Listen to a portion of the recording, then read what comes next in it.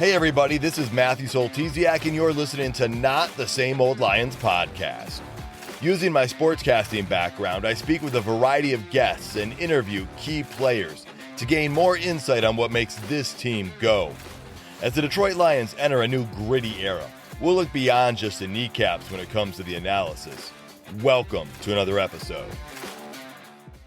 In this episode, we preview the Detroit Lions season opening matchup with the Kansas City Chiefs, what we are expecting or maybe not expecting from each team, and we ponder the importance of this game as we get ready to kick off the NFL season.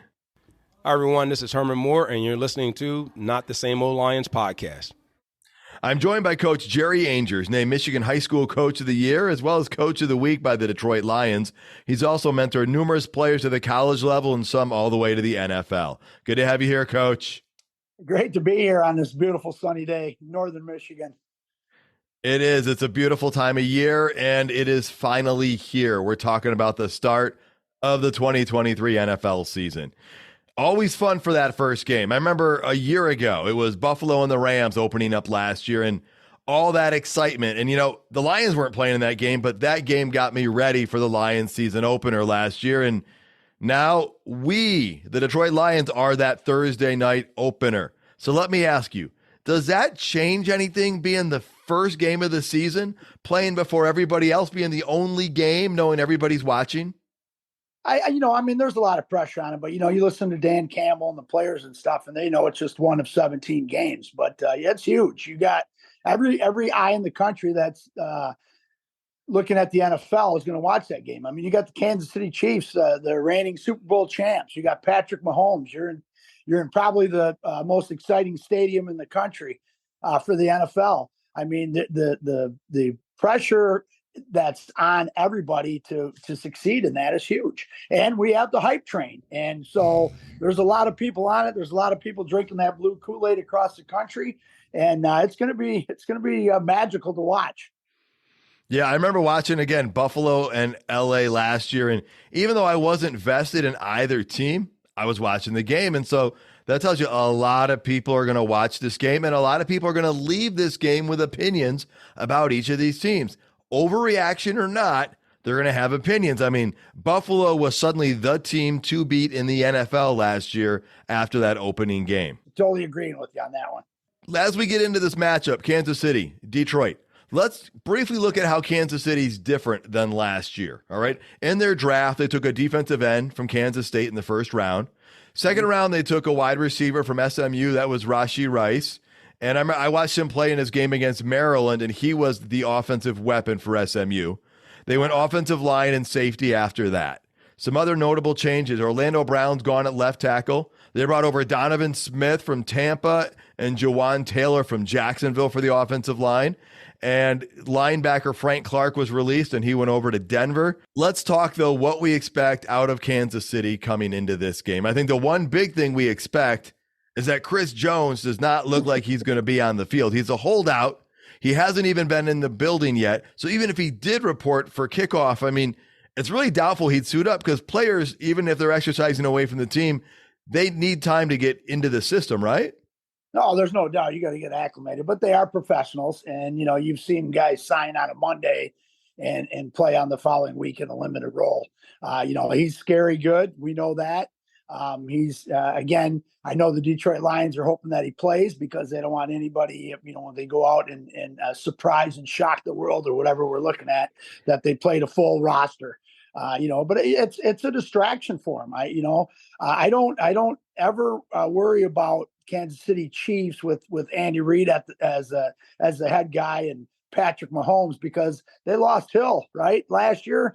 I think they won the Super Bowl. And so, Andy Reid is always 2 or 3 steps ahead of everybody. And, he's been planning for all of this and he will have his team ready to get through this game without those guys. And the new additions are going to only reap the benefits from all the experience they have around them and all the extra games that they played last year. So those new guys that are in there are definitely going to be up to speed, come Thursday night. Well, and even some of the guys they got recently. Now, one of them who might not be out there, we're not sure, is Kadarius Toney. He's still dealing with an injury. The team is hopeful the wide receiver will be able to play in the opener. We know that Travis Kelce is still the top target for Patrick Mahomes, but the wide receivers, it's probably going to be Sky Moore, the Western Michigan guy, getting a lot of looks. See if he has had growth entering his second season. They still have Marquez Valdez-Scantling as a wide receiver threat as well. And then you've got Isaiah Pacheco, who had a very surprising first year for them, contributed way beyond his draft status. And if that guy even improves a little bit from last season, they're going to have a really good offense again. Yeah, I totally agree. Those are the things that take the pressure off of Mahomes and Kelce and the wide receivers and stuff when you got a running back that can do what he did last year. And that's kind of one of the things you have to look into when you're looking at the Chiefs.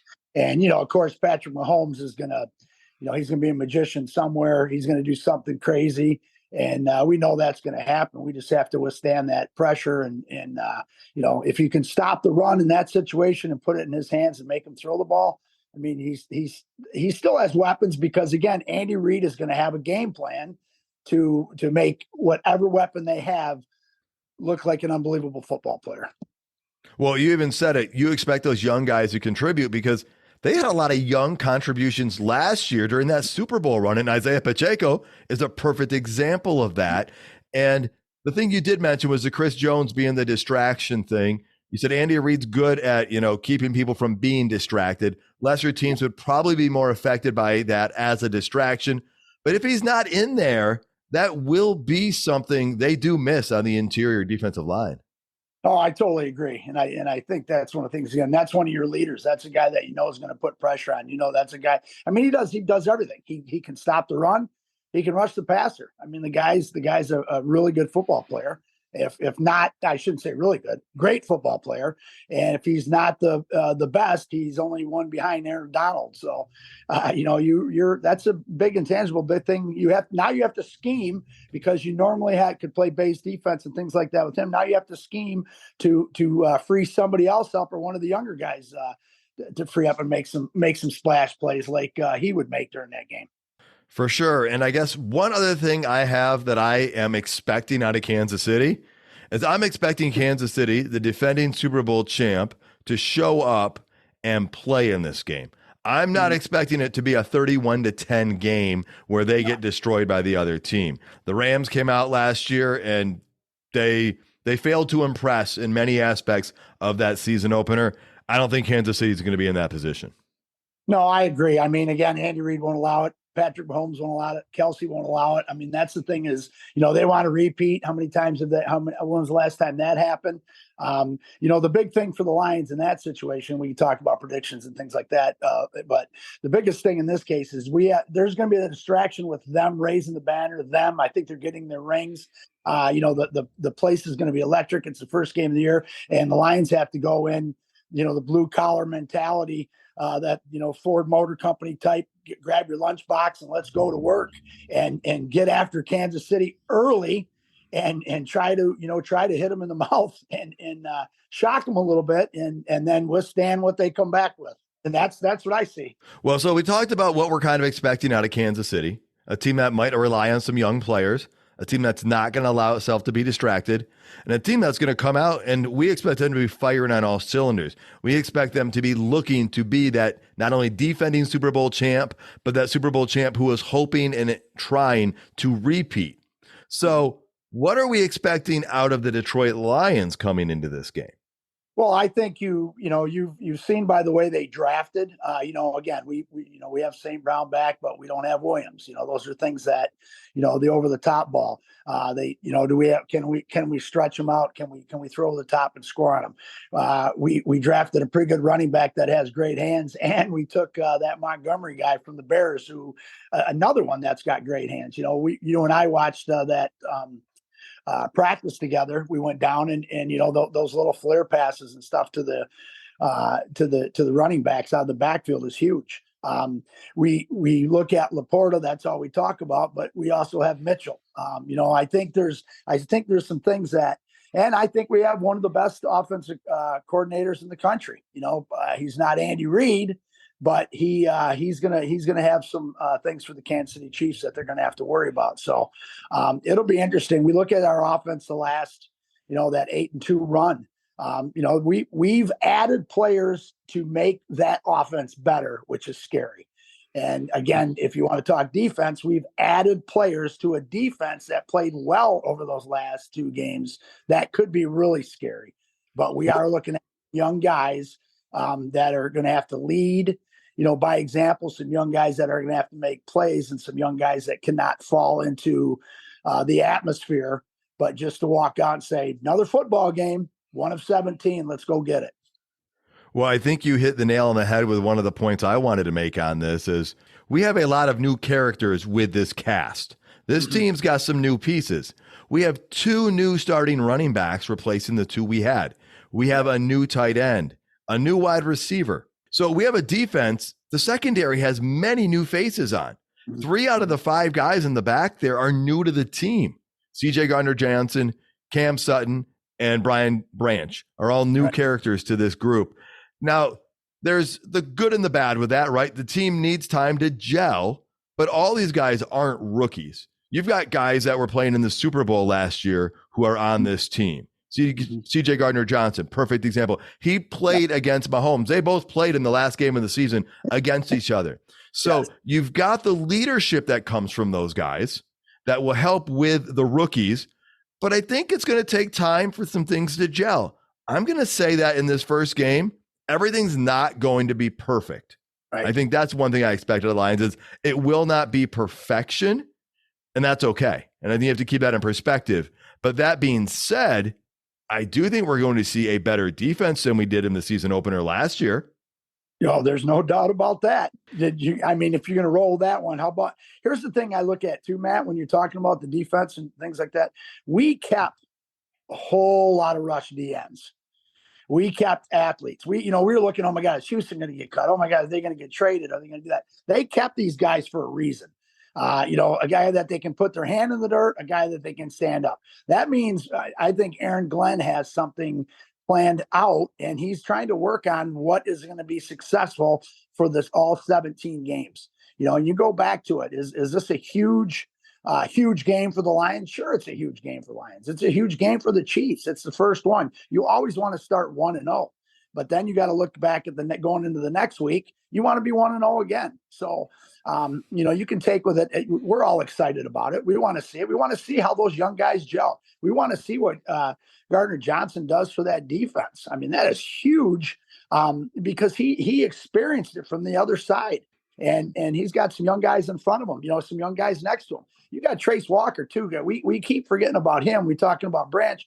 Trace looks like he's not going to start because Brian Branch has outplayed him.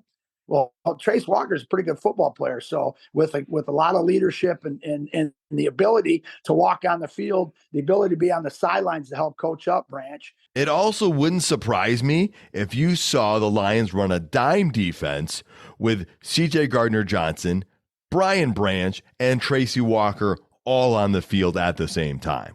And you got Gardner out there coaching up on what they have to do to stop Mahomes and the rest of that crew. So that's going to be exciting. We go into that. That's what we're looking at. That first game, all the things we can measure and all the things we can work on for week 2 on that. And even though there is that cast of new characters, there's a lot of new people coming in. We got to remember, there's a lot of guys that have returned. It's not like we went out in free agency and just tried to put a team together. So many of those depth pieces are guys that have been with the Lions last year, some the year before that. They've been building this up. And so you're going to see some of those guys who contributed last year maybe contribute even more this year. And if they were already in the system, there's not going to be as much of a transition. One thing that wouldn't shock me is if Barnes gets to start at linebacker next to Alex Anzalone, and then the draft pick, Jack Campbell, rotates in. Or if Campbell happens to get the start, I would see Barnes rotating in a lot because Barnes has grown so much this offseason that you don't have to put that pressure on Campbell right away in game 1 on the road against the defending Super Bowl champions. No, true that. I agree. You're going to have packages too. They've been working on different things. So they're going to use Campbell's strength. They're going to use Barnes' strength. They're going to use McNeil's strength. They're going to use Houston's strength. And then you're going to have Hutch, who he's got all the strength. Well, and then the other thing I think to know is, when the roster cuts were happening and all the moving parts were taking place, we noticed that Emmanuel Mosley came off the PUP. If they had put him on the PUP, he would not have been eligible to play the first 4 weeks. So while you could see him in this game, I don't think that's likely. I would be more likely expecting him 10 days later for that home opener against Seattle, giving them 10 more days of practice time. So I would expect that, which means you're going to see Cam Sutton and Jerry Jacobs out there at the cornerback positions. So those are a couple things I'm thinking on the defense there. Yep. Yeah, I agree with that. I mean, and again, that's one of those things that, you and I talked about. Him coming off the PUP is huge because that tells us he's going to be ready. And we don't have to have him sit. And, that's, again, it's all about the 17-game season. It's not about game one on Thursday night in front of all those people. That being said, in game one, here's something else I'm expecting to see happen. I'm expecting the Lions to be creative, aggressive, and maybe even one-trick play if the situation dictates it. And what I mean by that is they've got to be in a situation to do the play, and then they've got to be getting that right defensive look for it to happen. I mean, Coach Campbell's talked, I believe it was Coach Campbell who said this, was that they've had multiple fake punts or trick plays called if they got the right look on defense or on special teams. And oftentimes they didn't get the right look, so they didn't go for it or go forward with it or do it. But the Lions are one of the teams that have gambled the most in the last 2 years, be it trick plays or fourth down attempts. And I'm thinking Dan Campbell is going to show us that, yes, the roster's gotten better, but he is still the same type of coach. And I think he's going to throw something in there. Yeah, I think so too. I mean, even, Andy Reid. I mean, Andy Reid lets his guys call it that whirly burl thing that they ran last year. So, it's one of the things when I was thinking about, we were talking about this, I wrote down trick plays like 4 different times because I think it's going to be on both sides. But again, these are those games when everybody thinks that's going to happen, and then they do exactly the opposite. But again, those things only work when it's set up perfectly. And we talked about that last year with Sewell on that pass play. And again, they've been working on it. Those things are in somewhere, and they'll pull them out when they need them. But I totally agree with, I don't think Dan Campbell's going to come in and coach any different than he did last year. And again, I go, what you said, and I go back to last year after 1-6. He didn't change. This is me. This is our team. This is how we coach. This is how our staff works, and he's going to stay with it. I think they're gonna do what they're doing, and if the opportunity rises, we're gonna see it on both sides of the ball. Exactly, and I think you said it perfect right there. If the opportunity arises, it's got to be the right situation. They're not going to call it just because they're not playing a video game. They're not playing Madden here, so the situation's got to call for it, and it's got to be well disguised. But it's going to be exciting because now, for the first time since the Super Bowl for the Kansas City Chiefs, that last game in Lambeau for the Lions, the playbook is open again. It's not preseason football with very vanilla offenses. We're going to see stuff. But let me ask you, is there anything that might be unexpected by either team that we see in this game? Well, again, I think we have to touch base on the trick plays. We have to touch base on a formation change. We have to touch base on personnel on the field. Those are the things that, we don't know what we're going to do. We don't know, are we going to see Gibbs and Montgomery on the field at the same time? Are we going to see Mitchell and Laporte on the field at the same time? And the same thing with Kansas City. What are they going to do offensively, to change things up? Is Kelsey going to line up as wideout? Is Kelsey going to be an H-back? Is Kelsey going to line up in the backfield? Are they going to run their shuffle pass? I think those are all things that people are waiting to see on that situation.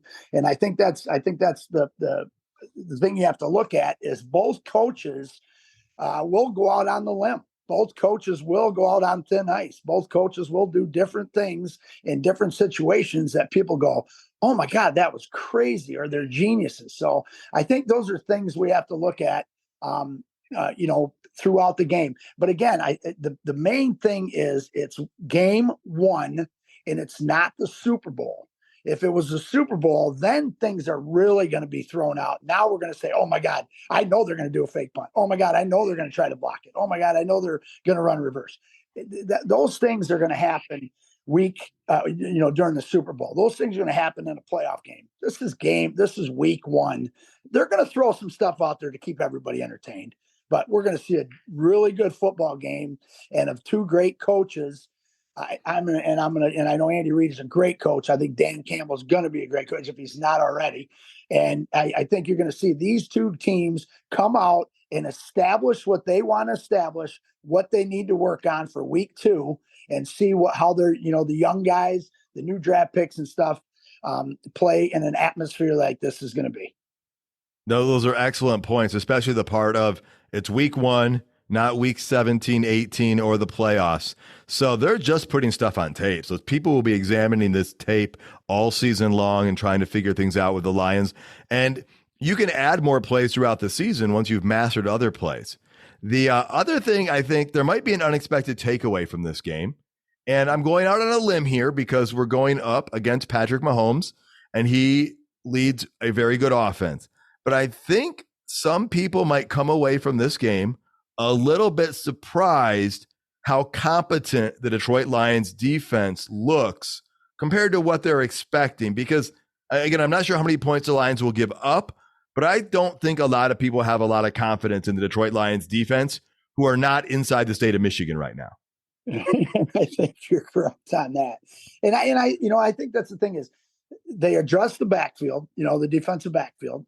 They address the linebacker spot. They address the D-line spot. I mean, they've gotten faster, to contain a Patrick Mahomes, to contain a Kelsey. I mean, you got to contain those guys. You're not going to stop them. You have to contain them. You got to make sure they don't have any huge splash plays, big plays. And so I think you're right on that. I think Aaron Glenn has been working on that. I think they went out and took Branch. They went out and took Campbell earlier than people expected. Again, they took them when they wanted to take them because they wanted those guys that to fit into the system. And I think that's what we're going to see. And that's to be honest with you, that's the one thing I'm really looking forward to is watching these new guys, the young guys, the draft picks on defense, as well as the guys that we brought in from the free agent market. I can't wait to see them blend together. Is it going to be week 1? We don't know. We'll find out pretty soon. It could be week 4, week 5, but we will be better on defense. Well, the next thing I want to talk about is something you've already started touching on, which is how much can we take away from a team's performance in this game?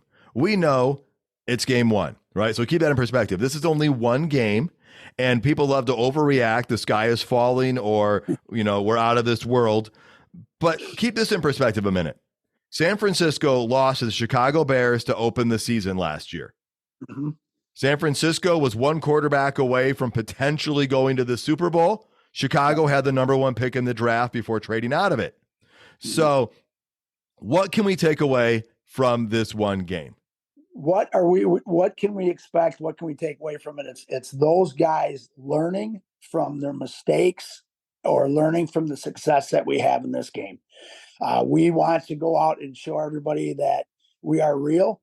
We have the naysayers out there, the ones that we laugh at on Twitter all the time that are looking for anything negative to say, because what's the name of the show? Not the Same Old Lions, so that they can say, hey, it's the same old Lions. And again, what you take away, when I coached, it was always in week 1, did we get better in week 2? And I think that's what the Lions are after right now. They're also looking at, are we still rolling like we were at the end of last year, but are we better than we were last year at the end of the season, week 17? Are we better week 1 this year? And I think those are the things that you can take away from this game. And that's the measuring tool. Are we or as good as we were last year in week 1 from week 1 this year from last year's last game? Those are the things that you look at. And if we're that good, we're going to have a really good season, and they're going to learn from it and get better from it. Well, that's the thing. Every NFL team is a work in progress. You never want to be as good as you were in week 1 when you get to week 16 or 17. You want to be better and get better throughout the season. And I think if health doesn't become an issue as these weeks go by, the Lions will be even better as they get all these new people integrated, and it will make them that much more formidable. The other thing I want to point out here is the Lions are playing not only the best quarterback in the NFL, He also happens to be a mobile quarterback too. And we don't have to look very far to know that that has been an Achilles for the Lions defenses in the past. So you could not ask for a more complete test in week one. I mean, this isn't like the University of Michigan playing, was it Eastern Carolina in their first game? I mean, University of Michigan favored by 36 points. This isn't an easy opener. This would be like the University of Michigan opening their season against Ohio State on the road. Not an easy test. And I think it's important to get that understanding out there because Lions could win, the Lions could lose. And we're going to have those naysayers if the Lions lose. But you could not have a more challenging opening game than this one. And it's great to have it because it lets you kind of know where you're at. And it's great that it's not college football. You can lose 3 games and easily make the playoffs in the NFL. You could lose 5 games and make the playoffs in the NFL. So it's a really good test. And I think they're going to learn a lot about themselves. And it's going to give them time to grow throughout the season, regardless of what happens. Yeah, you're exactly right on that. It's not a cakewalk. It's a great measuring stick. It's great tape to watch. And it's also a great way to, no matter how it turns out, to say, you guys have, who's been reading their press clippings, who has been listening to how good they could be. You're going to find out on Thursday night. And there's going to be situations, that are going to backfire. There's going to be adversity. And how do we overcome that adversity throughout this part of the game? And then we turn it into, how do we turn the adversity that we have and make it not adversity week 2, week 3, and so on throughout the season. So great test, great challenge. And I know Dan Campbell, the staff, and everybody else are dying to get to it because they're tired of talking about it. They want to play it. So I want to look at last year's game because I just told you how difficult of a test it is the Lions have right now. Last year's home opener, their season opener, it was a home opener as well, was against Philadelphia. And from the beginning, I was not shocked that Philadelphia won the NFC. From the beginning, I thought they were one of the teams to beat. They had a lot of pieces in place and were on the rise. Before that game, I was saying to people, if we win, there's 3 possible outcomes here. If we win this game, watch out, NFL. This could be a crazy good season. And again, this was coming off that 3-win season the year before. I said, if we lose close, you know what? We might have something. And if we get blown out, well, it's going to be a long year. Right. So we lost close, 38-35. So I said, all right, we might have something. Now, we then went 1-5 after that, going to 1-6. But then that's when we saw that change, that turnaround. Everyone knows it was 8-2. We ended 9-8. So we did have something. We played with Philadelphia. And I think that was the thing to take away. Even though we lost that game, it didn't mean the sky was falling. It didn't mean that the season was going to be a wash. And I want to point something else out with Kansas City. I thought Kansas City was going to take a step back last year. You brought it up. They lost Tyreek Hill. I was like, I don't know if they're going to win their own division. Everyone was high on Denver and San Diego. I mean, Los Angeles, the Chargers. They're still San Diego to me. And even the Raiders, people were expecting. Kansas City dominated that division. So that means you got to remember, do not discount anything on the Kansas City Chiefs. We had a great test last year. We have an even better test this year. I think we're a better team this year, as most people do, with all those offseason moves we've talked about. So let's get to prediction time. What do you think is going to happen with this game? Well, I'm going to go back to last year's game against Philadelphia. Philadelphia was up big on us. My nephew was texting me, ripping on me because I told him the Lions were going to go 17-0. Of course, that's the way you have to look at the season. And then after a couple of quick touchdowns, it was crickets. I didn't hear anything from him. And what did the Lions do there is that showed us that we are on the right track because they could have easily folded up with the younger guys when they were down big against Philadelphia. They did not fold. They came back. They fought. Yeah, they ended up losing that game. They ended up going 1-5, 1-6 over those games, and then they turned that season around because they stayed on track. They stayed on Dan Campbell's expectations. They stayed on the coaching staff's expectations and which way they were going. And so I think this is going to be the same type of game. Um, I don't think they'll be down early. I think they'll be fighting throughout the whole game. I think if they do get down early, they're going to come back and make a game of it. And so, what they learned from that and what they learned from last year was a perfect season for them to start out with the game that they're playing in this season, because he can say, remember when? Dan Campbell can say, remember when from that season all last year? Remember when we were down to Philadelphia? Remember when we were 1-6? Do you remember when we were 8-2? Do you remember when we went to Green Bay and beat them at Lambeau Field for Aaron Rodgers' last game? I had to put that in there because that's a fun one. But those are things that he can use. They have had a ton of lessons that he can use throughout this game and what this season's going to be like. Is it going to be a 35-31 game? I don't know. I can't predict it. Are they going to beat the point spread? I think they are, because I think we're going to win. But that's what I'm supposed to think. That's what we are supposed to think. We are Lions fans. The Lions are going to be 1-0 after Thursday night. If they're 0-1, they're going to be 1-0 after week 2. So who cares on this situation? Let's go get it. Let's quiet the naysayers, and let's go out and have some fun and learn and get better and work for what our goal is, and that's a division championship, getting into the playoffs, and who knows what happens after we get into the playoffs. So my prediction is people across the country are going to watch this game and say, dang, that's 2 good football teams. That's an excellent, excellent prediction, because let's remember, there is nothing to use as a basis when talking about week 1 games. I mean, with week 2, you can predict by overreacting to everything that happened in week 1. Right. But we've got nothing to base things on in the season opener. I think Kansas City is going to move the ball because that's what they do.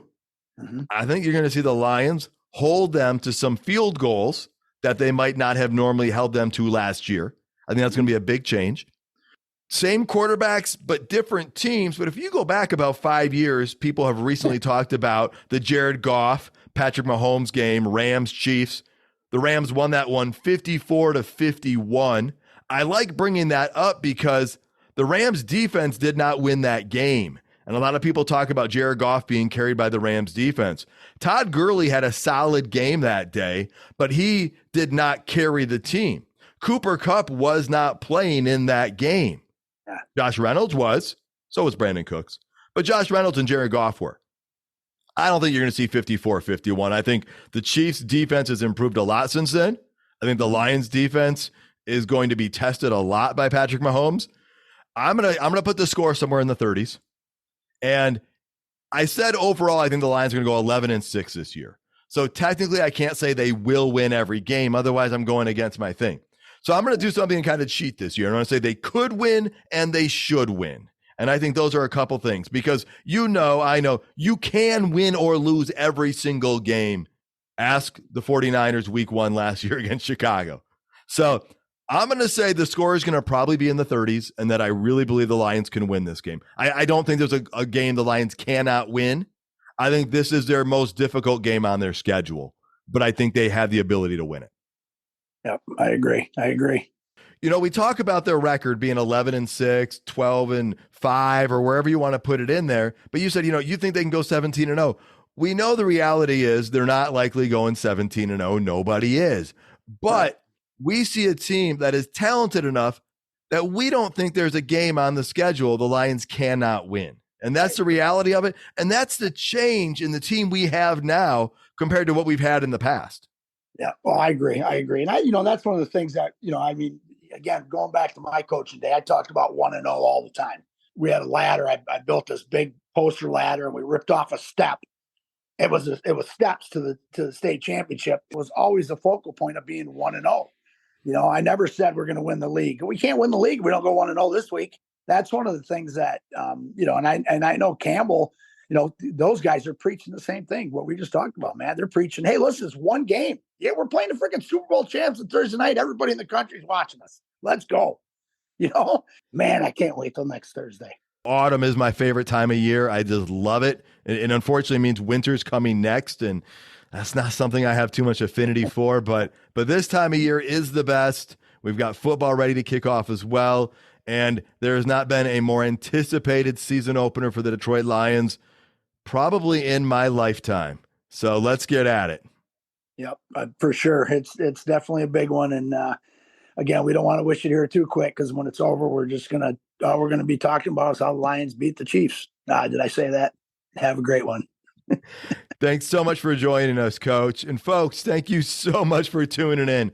Please subscribe to Not the Same Old Lions podcast to get alerts about new episodes. If you're listening on YouTube, please hit that like button and subscribe as well. Please tell your friends about the show. You can follow me on Twitter at Matt Soltesiak and find all the episodes at notthesameoldlions.com. Until next time, stay gritty, my friends.